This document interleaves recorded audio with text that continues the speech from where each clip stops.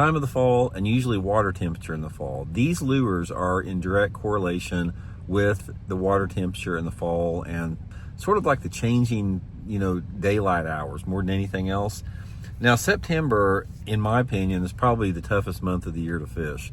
Bass are scattered everywhere, hard to catch. They've been beat up on all year. It's still pretty warm out, and they're just hard to catch. But the best lure for the month of September, in my opinion, is a small crankbait. Little bitty crankbait, smaller the better. Fish it around some stained water. Just find the most stained water in your lake. Fish that little crankbait around, any wood cover, any rock cover, riprap banks. But some little crankbait that's not much over an inch long, like a little bitty tiny crankbait. Again, the smaller the better, usually in some type of shad pattern. That's my number one September bait.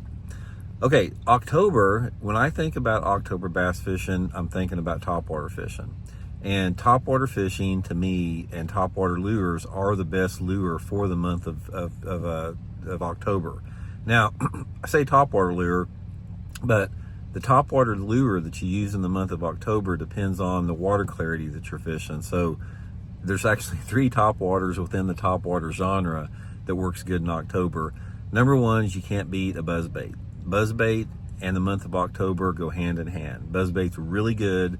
Anytime you have some stained water, like water visibility of like 2 foot or under, buzzbait's going to be my first choice.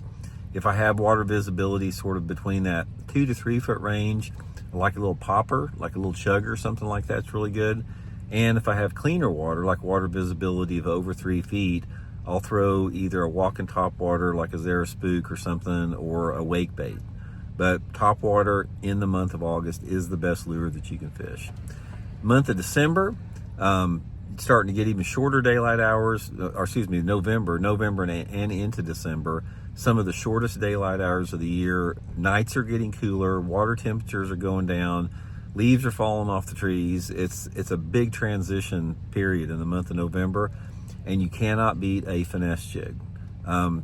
My little block throwback, my new Power Finesse throwback jigs, like the one I'm talking about, you need some type of a living rubber finesse jig in brown or some type of a brown or green shade, green pumpkin trailer guys, and you can't beat a little finesse jig in November. It's just one of the best lures that you can fish. Fish it around whatever cover you got. If you got docks in your lake, throw it there. If you got rocky banks and bluffs, fish it on there.